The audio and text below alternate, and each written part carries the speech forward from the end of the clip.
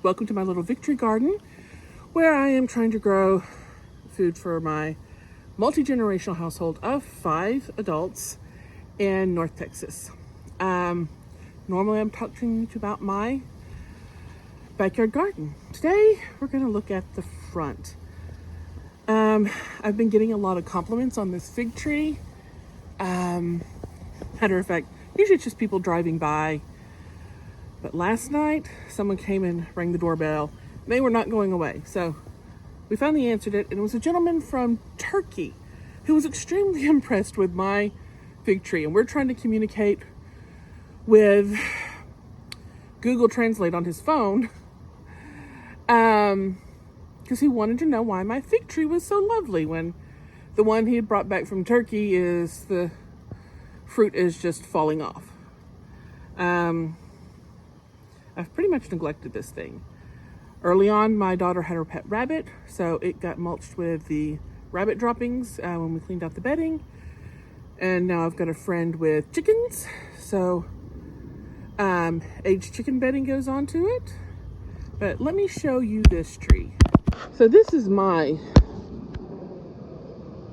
view of the tree from the house. I've got this lovely little pocket where there's it doesn't get as much sun, and this is usually where I'm kind of walking into the tree to harvest. As you can see, we have a ton of figs. And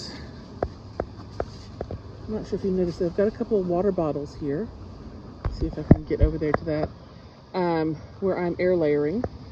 I did 2 last year and cut them off recently. One was gifted to a friend. The other one I put into a gallon pot and am planning on giving to my brother-in-law when they come to visit next month. And it's doing beautifully. I'll show you that in a little bit. But I cut off 4 feet of this from the center last fall. So hard, it's all leaves.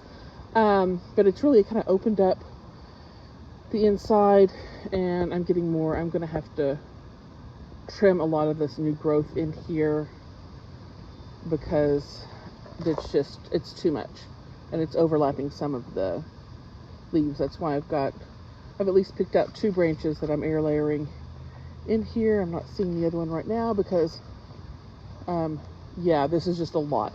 This is a 12-year-old tree. It's a Celeste variety. When I moved into this house 12 years ago, the first thing I did, and by the way, you can see it's overlapping the sidewalk here, is I planted 3 fig trees. The Celeste, a Texas Everbearing, and a brown turkey. We got a snowstorm that first winter, and it killed off the other 2 trees. This one had also died back to the roots. I thought it was gone. But she grew back, and she has since died back twice in the years I've had her. The last time we had that massive freeze here in Texas that lasted a week and covered the whole state. And at that point, she'd been 6 feet tall, and she grew back 8 feet in 1 year. So, I mean, she's got a very nice established root system. And then last year she was like 12 feet tall. I couldn't reach the branches, so I cut off, and you can see the kind of gap here in the center where I cut it off. This fall I'm going to take some off there as well. But she's gorgeous. One of my favorite things about her is on hot days you can step inside this tree and it is wonderfully cool. But it's almost magical. And so I've loved my fig tree so much, and I've made so much preserves out of these last few years. I got myself another fig tree. This one over here is an LSU purple. I'm going to try to remember to heavily mulch and wrap this for winter and give it a couple of years of being babied in hopes that one day it will be like this. She's not going to get as much sun because she is going to be blocked a bit by the Celeste and my neighbor's oak, but she should get plenty of morning sun coming in to help her thrive. Last year, for 3 weeks, I was making fig preserves about every other day. I think there's more figs on this now than there was last year. I also dried like 2 quarts of figs. I still have a little over a quart left. So this is that cutting off my Celeste fig. I did air layering. It had a very good root system a week ago. It's only been a little over a week. I had 2. I cut them off the same day and put them in pots. The other one was gifted to a friend, and I'm keeping it here under the overhang so it doesn't get too much sun and give it a chance to kind of really establish its roots. I cut off all the fruit off of it. That couple of dozen figs I don't think I'm going to miss, considering how many is on the main tree. And then I took off about half the leaves, and it's already trying to grow here. See the little nubs. So I have a feeling this is going to be a very nice little root system by the time my brother-in-law and his family visit next month. It's got about 4 or 5 more weeks of this, of me taking care of it before it goes to a new home.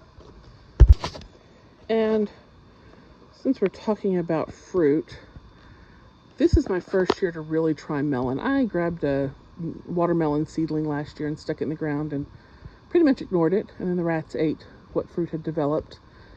But this year I've got a couple of different muskmelons and the sugar baby watermelon that I started from seed. I'm so grateful I put in these cattle panels because it's going all the way to the top. I don't have any confirmed fertilized muskmelon yet, but the watermelon, it's a sugar baby, is doing quite well. I've already put slings on 2 of the fruit. There's this one and I think another one on the other side. So hopefully we'll have our fill of watermelon anyway. I have seen in the morning the bees, and you can probably see that little bumblebee there. I see them hovering around this more than anything else. They prefer the watermelon over the cucumbers here and the cantaloupe over there, or muskmelons.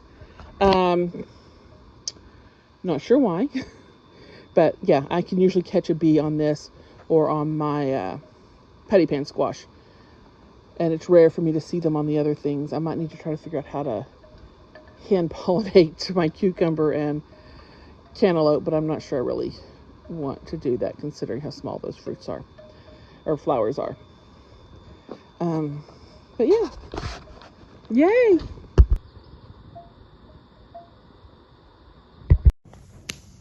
But thank you for watching. If you're enjoying seeing how my garden's progressing, please like and subscribe and hit that notification bell. Thank you.